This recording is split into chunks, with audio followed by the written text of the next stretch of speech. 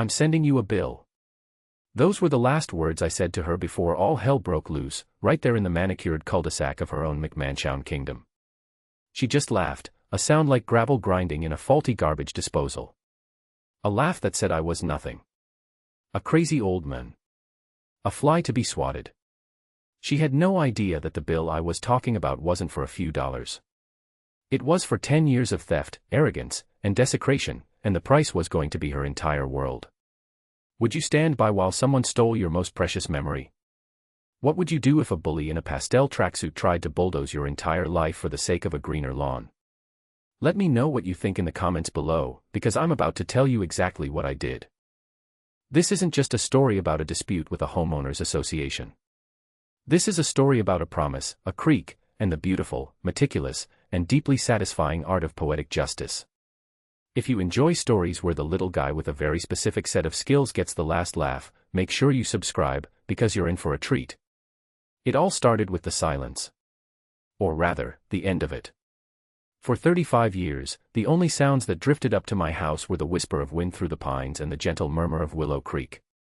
My wife, Eleanor, and I bought the 20-acre plot when we were young and full of dreams that hadn't yet been tempered by reality. We built the house ourselves, board by board, our weekends filled with sawdust and sweat instead of parties and bars. It was our sanctuary. The creek was the heart of it all.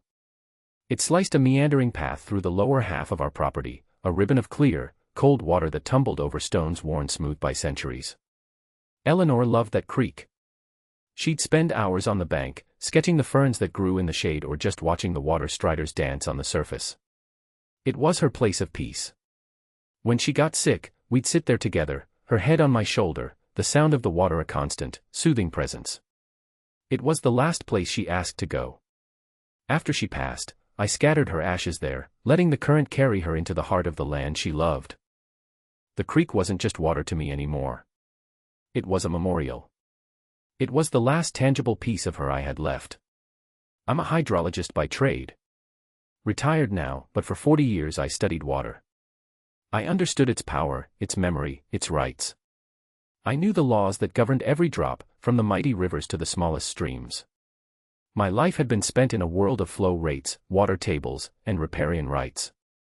It was a skill set that, until then, had felt like a relic of a past life, something to be discussed at boring dinner parties, not brandished as a weapon. Then came the bulldozers. On the sprawling farmland that bordered my property, a new community began to rise. They called it Willow Creek Estates, a name that felt like a violation from the very beginning. They were stealing the name of my creek, my wife's creek, to sell their cookie-cutter houses and their promise of an idyllic suburban life. The construction was a year-long nightmare of noise and dust. The distant rumble of heavy machinery became the new soundtrack to my mornings. But I'm a patient man. I knew it would end. I believed that once the families moved in, a new kind of quiet would settle. I was wrong. The noise of construction was replaced by something far more insidious, the noise of entitlement. And the face of that entitlement was Brenda. She was the self-appointed queen of Willow Creek Estates, the president of their new homeowners association. I first met her when she marched up my long gravel driveway unannounced. She was a woman poured into expensive athletic wear that had never seen a bead of sweat. Her face was a mask of strained friendliness, her eyes scanning my property with the critical gaze of a health inspector in a failing restaurant. "Hello," she chirped, her voice a little too loud, as if she were addressing a rally.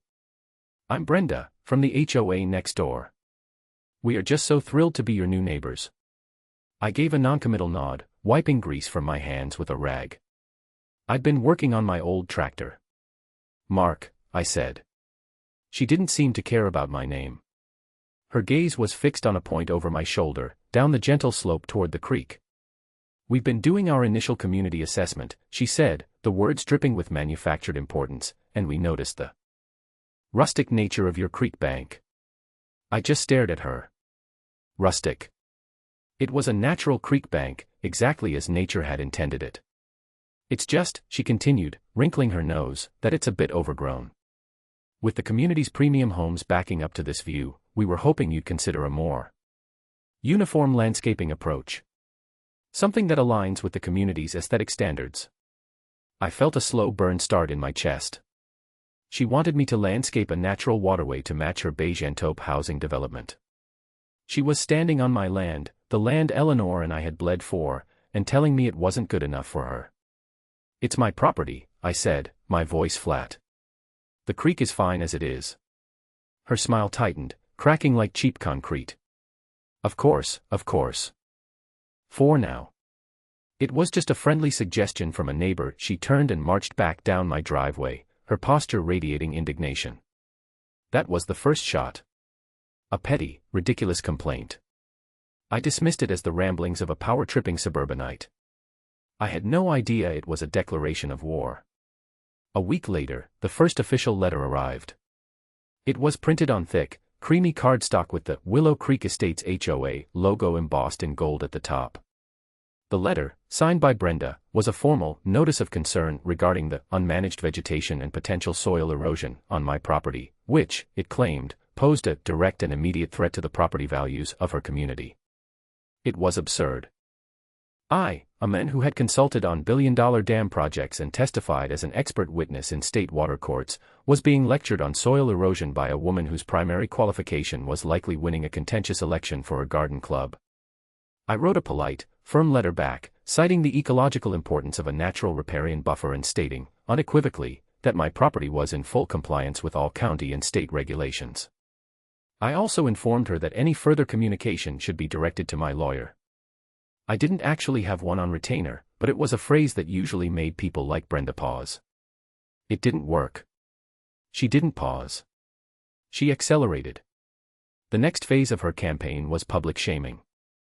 The HOA's monthly newsletter, which was somehow being stuffed into my mailbox, began to feature thinly veiled articles. "A good neighbor keeps a tidy yard," one headline read. Another piece mused on the shared responsibility of maintaining community beauty, with a pointed reference to adjacent properties that failed to meet that standard. Then came the official complaints. A truck from the county's code enforcement office rumbled up my driveway. A tired-looking man got out, holding a clipboard. He was responding to a complaint about vermin and pest infestation originating from my uncontrolled brush pile. The brush pile in question was my firewood stack, neatly arranged and seasoned for the winter. I walked him over to it. He sighed, ticked a box on his form, and apologized for wasting my time. "She calls about something once a week," he confided, gesturing his head in the direction of the new development. "You're not the first." This was escalation.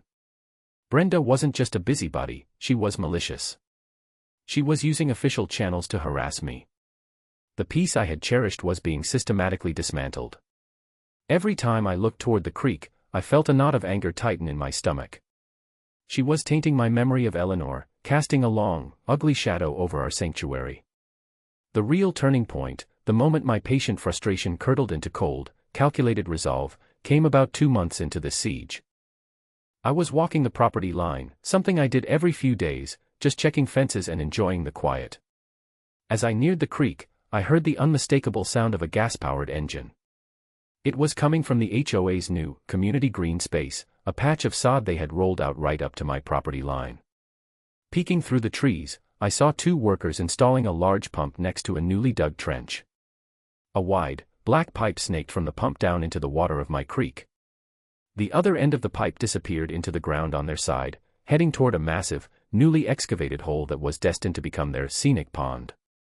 I felt the blood drain from my face. They weren't just complaining anymore. They were stealing.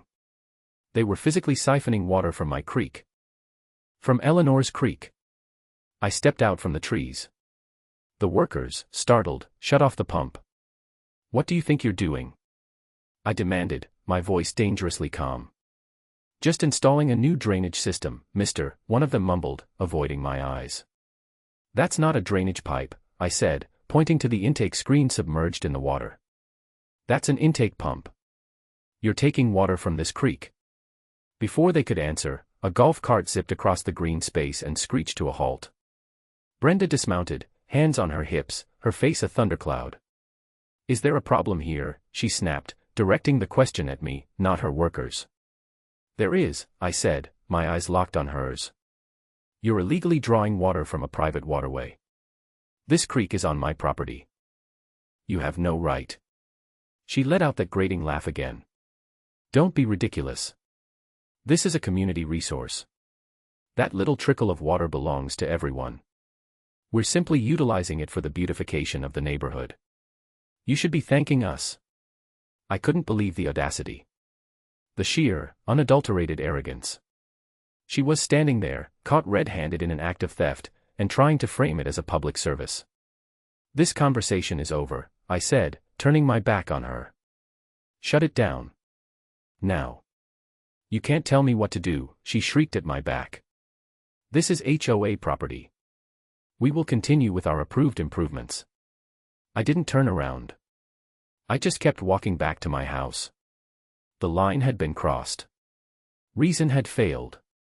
Politeness had been met with contempt. My initial desire to be left alone was gone, replaced by a new, chilling clarity. Brenda didn't want a tidy creek bank. She wanted control. She wanted to win. And she had just made the colossal mistake of trying to win a war against a hydrologist on his own water. That evening, I didn't sit on the porch. I went to my old office in the basement, a room I hadn't used much since I retired. I pulled out my old textbooks, my survey maps, my flow rate calculators. I dusted off the specialized software on my computer. The feeling that settled over me wasn't just anger anymore. It was focus. It was the familiar, thrilling hum of a complex problem waiting to be solved. Brenda thought this was a battle of wills. I was about to turn it into a battle of data. And I was going to drown her in it. My investigation began that night. The first step was to establish, beyond any legal doubt, my absolute ownership and rights to that creek. I drove to the county records office the next morning. I spent hours poring over dusty deed books and property plats, tracing the history of my land back over a century. The language was archaic, but the meaning was crystal clear. My property deed included exclusive riparian rights to Willow Creek from the point it entered my land to the point it exited. It wasn't a community resource, it was mine. Legally, unequivocally, mine. Strike one for Brenda. Next, I looked up the plans for the Willow Creek Estates development. The permits they filed were a matter of public record. I found the master plan, the landscaping blueprints, the utility easements. And I found exactly what I was looking for, a glaring omission. There was no mention of a pump. No application for water rights. No environmental impact study for drawing water from the creek. They had built their entire decorative water system, the massive pond, the fountains, the extensive sprinkler network for their 50 homes, with no legal source of water. They had planned to steal mine from the very beginning. Strike two. The final piece of the puzzle came from a source I hadn't expected. My old friend Frank, a retired lawyer I played poker with once a month, had a sharp mind for corporate shenanigans. I laid out the situation for him over a beer. He listened intently, a slow grin spreading across his face. This is more than just water theft, Mark, he said, tapping a finger on the table. An HOA is a corporation. The board has a fiduciary duty to its members. If the president is directing corporate funds to an illegal project, that's a breach of duty. But if she's directing those funds to a company she secretly controls, that's fraud. Embezzlement. He showed me how to search the state's business registry. We looked up Brenda's Blooming Gardens, Creekview Landscaping, anything we could think of. Nothing. Then Frank had a thought. What's her son's name? I remembered it from a nauseatingly self-congratulatory profile in the HOA newsletter. Kevin. We searched for businesses registered to a Kevin of her surname. And there it was, Prestige Waterscapes, LLC. The business was registered just 6 months ago, with her son listed as the sole proprietor. The address was a post office box. A classic shell company. Strike three. Brenda wasn't just a tyrant. She was a crook. Armed with this knowledge, I shifted from investigation to strategic planning. A simple cease and desist letter was no longer sufficient. That would just stop the bleeding. I wanted to perform surgery. I wanted to remove the cancer. Frank advised me that a direct legal confrontation would be long and expensive. But a meticulously prepared private action, a form of poetic justice, could be far more effective. My plan, which I codenamed Operation Watershed, was simple in its concept but complex in its execution. I wouldn't just sue them. I would bill them. As a hydrologist, I knew how to measure the volume of water in a moving stream. It's a function of the channel's cross-sectional area and the water's velocity. For the next few months, I became a ghost on my own property.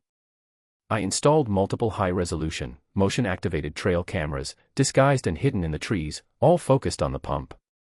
They recorded every time it was turned on, every time it was shut off, time-stamped down to the second. I bought a state-of-the-art ultrasonic flow meter. Late at night, when the pump was off, I would wade into the creek and take precise measurements of the water flow. Then, during the day, when their pump was running, I'd do it again. The difference was the exact volume of water, in cubic feet per second, that they were stealing.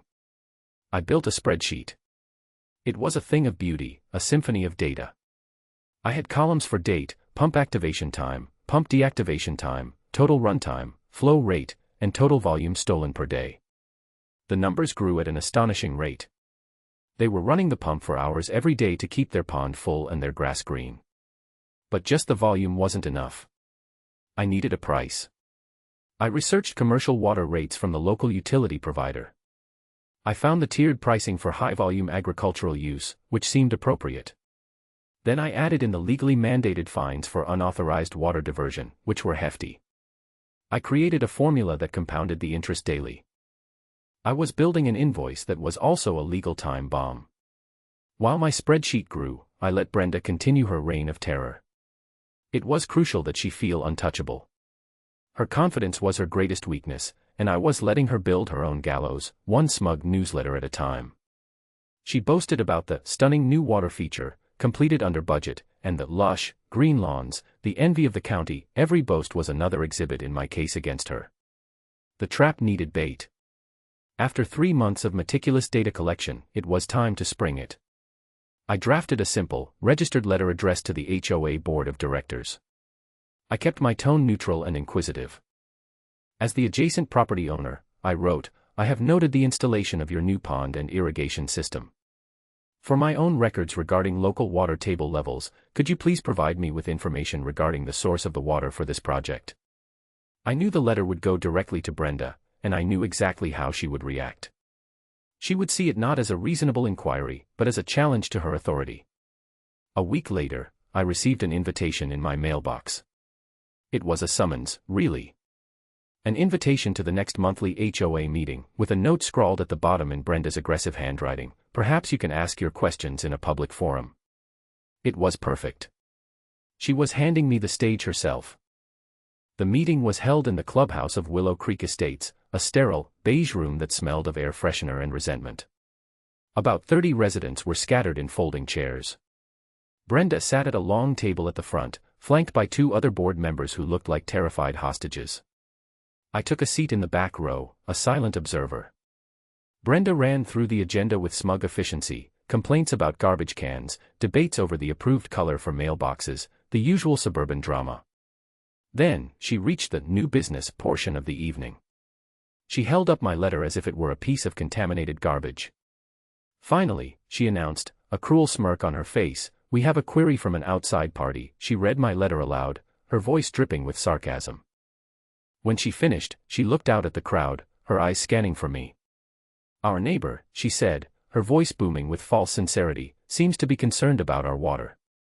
He seems to think we've somehow interfered with his little ditch. A few of her cronies in the front row snickered. Let me be perfectly clear for the record, she declared, looking directly at me now.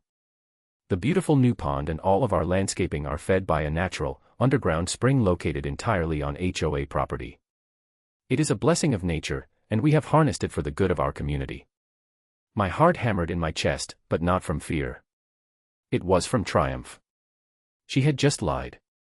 A blatant, provable, and now officially recorded lie, in front of dozens of witnesses.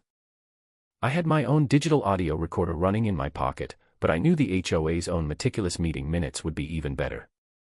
She had just perjured herself in the court of her own making. Are there any other questions? She asked, her eyes daring me to speak. I remained silent. I just gave a slow, deliberate nod. I had everything I needed. After the meeting adjourned, as I was walking toward the exit, she intercepted me. Her face, no longer performing for an audience, was a twisted mask of rage. "What was that?" she hissed, her voice low and venomous. "You think you can embarrass me? You think you can question me in front of my residents?" "I just asked a question," I said calmly. "You provided an answer." "You have no idea who you're dealing with," she sneered, stepping closer, invading my personal space. "I built this community. I will not have some broken-down old man trying to undermine me.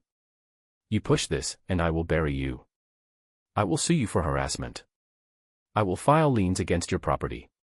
I will make your life a living hell until you sell that worthless patch of dirt and crawl away." The mask was completely gone. This was the real Brenda. A bully, a liar, and a thief, drunk on her own petty power. "Is that a threat?" I asked, my voice still even. "It's a promise," she spat. I just looked at her. I let the silence hang in the air for a moment. Then I walked away, leaving her fuming in the middle of the beige room. The trap had been sprung. She had taken the bait, and now she was thrashing on the line, completely oblivious to the fact that the hook was set deep. Brenda's promise to make my life hell was one she intended to keep. The harassment ramped up from petty to pathological. Anonymous calls to the sheriff's department reported suspicious activity on my property, forcing deputies to come out late at night, flashing lights down my driveway, only to find me reading a book on my porch. Animal control was called with a fabricated report of a starving dog chained up in my yard. I haven't owned a dog in 10 years. Each time, I was polite, explained the situation, and started a file, documenting every single incident. The campaign on the community Facebook page became a cesspool of lies. Someone, clearly Brenda or one of her disciples, posted blurry, out-of-context photos of me carrying trash bags to my burn pile, with captions suggesting I was dumping hazardous waste into the creek. They accused me of being a recluse, a creep, a danger to their children. It was a classic smear campaign, designed to isolate and intimidate me.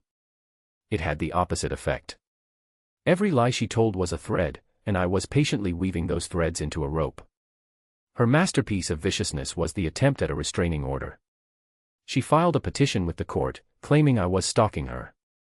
Her sworn statement was a work of fiction, describing me lurking in the shadows, following her car, and making threatening gestures. It was so over the top, so comically false, that the judge, a woman with a no-nonsense expression and sharp eyes, looked from the petition to me and back again with an air of profound disbelief. "Mister," she said to me, "do you have anything to say in response to these allegations?" "Your Honor," I said calmly, "I have GPS data from my truck and phone that shows I was nowhere near the locations on the dates she claims. I also have 24-hour surveillance footage of my own property that shows me at home, working in my garden, at the exact times she claims I was menacing her." I handed a thumb drive to the bailiff. The judge took one look at the file list, then fixed Brenda with a glare that could have melted steel. "This court's time is not to be wasted with malicious fabrications," she said, her voice like ice. "Petition denied. Any more filings of this nature from you, madam, and I will consider sanctions for perjury." Brenda stormed out of the courtroom, her face mottled with fury.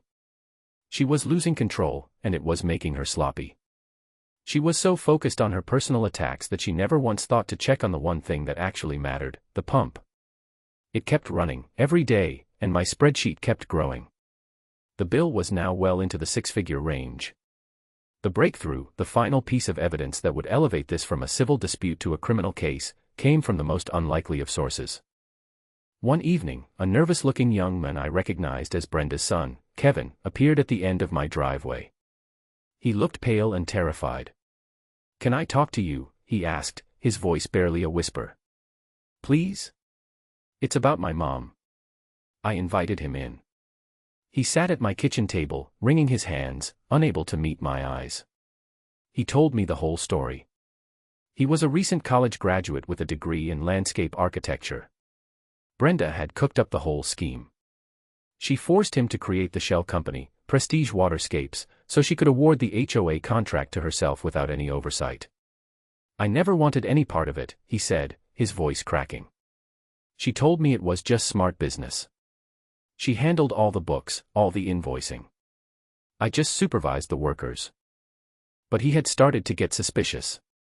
The amounts of money being moved around seemed impossible for a project of that size. One night, he accessed the company's real accounting files on her home computer. What he found made him sick. She had a double set of books. One set, with wildly inflated invoices for imaginary equipment rentals, non-existent soil remediation, and phantom labor costs, was what she submitted to the HOA for payment. The other set showed the real, much lower costs. The difference, a sum that was approaching $250,000, had been systematically funneled from the HOA's bank account, through his company, and into a private offshore account in Brenda's name. "She's not just stealing your water," Kevin said, finally looking at me, his eyes full of shame and fear. "She's robbing everyone blind. She said if I ever told anyone, she'd claim I was the mastermind and she knew nothing about it. She'd ruin me." He pushed a USB drive across the table. "It's all there," he whispered. "The real and the fake invoices. The bank transfer records. Everything." This was it. The smoking gun. It was no longer just about water rights and property disputes. It was grand larceny. Wire fraud. Embezzlement. Brenda's vicious personal attacks had been a desperate attempt to distract from the massive criminal enterprise she was running. The next morning, I called Frank. "It's time," I said. "We're going from defense to offense." We spent the next week preparing. I finalized my data. The spreadsheet was now a monstrous document, detailing months of theft. The total volume of water stolen was in the millions of gallons. The final bill, including commercial rates, fines, and compounded interest, was calculated. It was a staggering number, $1,247,58314. We assembled a series of binders. Each one was a self-contained chapter of Brenda's downfall. Binder 1 contained the property deeds and my undisputed water rights. Binder 2 had the surveillance logs, the video evidence of the pump, and my flow rate calculations. Binder 3 contained the history of harassment, complete with copies of the false reports and the denied restraining order. And the final, most damning binder, contained the financial records from Kevin, neatly organized with a summary detailing the embezzlement scheme. With our arsenal prepared, we didn't go to the local police. We went straight to the top. We scheduled a meeting with a senior prosecutor in the district attorney's financial crimes unit and an enforcement chief at the state's Department of Environmental Protection. We laid the binders out on a long conference table. For 2 hours, I walked them through the entire story, from the first condescending conversation to the multi-million-dollar fraud. I presented the facts calmly, logically, letting the evidence speak for itself. The officials were silent at first, then they started asking sharp, pointed questions. By the end of the meeting, they weren't just interested. They were hungry. They saw a high-profile, slam-dunk case of a corrupt HOA president who had gotten caught by the one man she shouldn't have crossed. They assured me they would be opening a full investigation immediately. They asked for my cooperation, and for Kevin's. He had already agreed to testify in exchange for immunity. The wheels of justice, slow but powerful, had begun to grind. Brenda, oblivious, was about to make her final, fatal mistake. The HOA's finances were in chaos. Her lavish spending on the water feature, and the legal fees from her failed restraining order had drained their reserves. Panicked, she called a special emergency meeting of the homeowners. The agenda was a single item, a vote on a massive special assessment of $10,000 per household to cover unexpected legal and infrastructure costs she was trying to get her victims to pay for her crimes. This was the stage. This was the moment I had been planning for. The final act of Operation Watershed was about to begin. The clubhouse was packed. The mood was tense and angry. 50 families were being told they had to cough up $10,000, and nobody was happy about it. This time, I didn't sit in the back. I took a seat right in the front row, a simple manila folder resting on my lap. Brenda stood at the podium, trying to project an aura of calm authority, but I could see the faint tremor in her hands. She launched into a prepared speech, full of lies and half-truths. She spoke of unforeseen challenges and frivolous attacks from a hostile neighbor that had forced the board to incur these expenses. She painted herself as the victim, the noble leader protecting her community from a malicious outsider. She was digging her own grave with every word. When she finished her speech, she called for a vote. Before anyone could raise a hand, I stood up. Before you vote, I said, my voice calm but carrying through the silent room, I believe you are entitled to know exactly what you're paying for. Brenda's face went pale. You are out of order. You are not a member of this community. You have no right to speak. Oh, I think I've earned the right, I said, walking to the front of the room.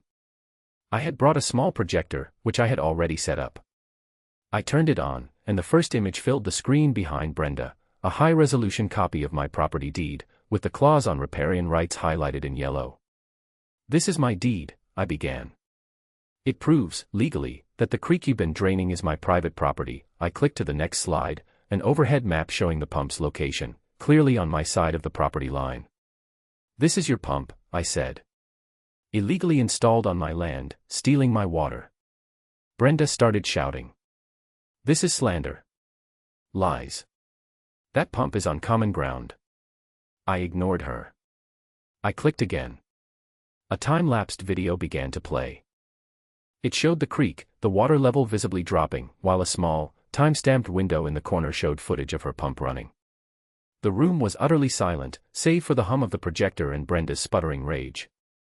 For the past 184 days, I continued, my voice even, you have been stealing, on average, 40,000 gallons of water per day.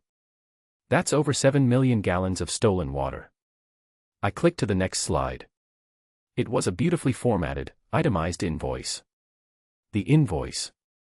The final line item, in a large, bold font, read, total amount due, $1,247,58314.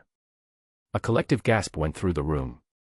People were on their feet, shouting questions, pointing at Brenda. Her face was a mask of disbelief and fury. This is a joke, she shrieked. This is extortion. He's a crazy old man with a forged document. It's not a joke, Brenda, I said, my voice dropping. But you're right, it's not just about the water anymore. I clicked to the final slide. It was a side-by-side comparison of two invoices from Prestige Waterscapes. One, the fake one submitted to the HOA, was for $50,000 for aquatic flora. The other, the real one, showed the actual cost was $2,500. This special assessment isn't to fight me, I said, turning to face the homeowners. It's to cover up her crimes. Brenda hasn't just been stealing from me. She's been stealing from all of you. At that moment, as if on cue, the back doors of the clubhouse opened. Two uniformed sheriff's deputies and two plainclothes detectives from the district attorney's office stepped inside. The lead detective, a calm, serious-looking man, walked to the front. Brenda, he said, his voice cutting through the chaos. You're under arrest for grand larceny, wire fraud, and embezzlement. The meltdown was spectacular. It was a full-blown, Category 5 tantrum. She shrieked, she cried, she denied everything. She accused me. She accused her son, who was standing silently with the detectives. She accused her own board members of setting her up. She flailed as the deputies tried to put her in handcuffs, her carefully constructed world collapsing into rubble around her. As they led her past me, her face was a contorted mess of hatred. This isn't over, she snarled, her voice raw. I'll own that pathetic creek of yours. I'll own everything. It was the last, hollow threat of a queen being dragged from her castle. Everyone in that room knew it was over. I just stood there, watching her go, a quiet, profound sense of peace settling over me for the first time in months. The water was finally still. The aftermath was a swift and decisive cleansing. The HOA, facing a multi-million-dollar lawsuit from me and a massive internal fraud scandal, was thrown into receivership. The old board resigned in disgrace. A new board was elected, comprised of decent, reasonable people who were horrified by what Brenda had done. One of their first acts was to approach me, not with lawyers, but with an apology. They wanted to make things right. I had them in a position where I could have financially ruined every single homeowner. But that was never my goal. I hadn't done this for the money. I had done it for the principle. I made them a deal. I would waive the entire $12 million bill in exchange for three things. First, they would immediately and permanently remove the pump and all associated piping. Second, they would pay for a professional environmental team of my choosing to restore the creek bank to its natural state. Third, they had to issue a formal, public letter of apology to me, to be distributed to every resident and published in the local paper, admitting their fault and detailing Brenda's crimes. They agreed without a moment's hesitation. It was a bargain, and they knew it. Within a week, the pump was gone. Within a month, the restoration crew was at work, carefully replanting native ferns and grasses along the bank, healing the scar left by Brenda's greed. The community began to heal, too. The oppressive rules and constant threat of fines were replaced by a sense of cooperation. They were neighbors again, not subjects. Brenda's fate was far less pleasant. Faced with an avalanche of irrefutable evidence and the testimony of her own son, she took a plea deal. She was convicted on multiple felony counts. The court ordered her to pay full restitution to the HOA, a sum that bankrupted her completely. Her assets were seized, her McMansion sold at auction. She was sentenced to 8 years in state prison. Her name, once a symbol of power in that community, became a cautionary tale, a whisper of what happens when arrogance meets resolve. Sometimes, I walk down to the creek in the evening, just as the sun is setting. The water flows freely, just as it always had. The ferns Eleanor loved are thriving again. The sound is the same one that soothed her all those years ago, a gentle, constant murmur of peace. I never wanted a fight. I just wanted to be left alone in the quiet sanctuary my wife and I had built. But when a bully tried to steal that sanctuary, I discovered that the skills I had spent a lifetime acquiring could be used for more than just building dams and analyzing water tables. They could be used to build a case. They could be used to deliver justice. It wasn't about revenge, not really. It was about restoration. Restoring the creek, restoring the peace, and restoring the honor of a memory. It was about proving that some things, a promise to a loved one, the sanctity of a home, are not for sale and cannot be taken. So let me ask you again, what's the one thing in your life you would fight to the bitter end to protect? Let me know in the comments. I read every single one.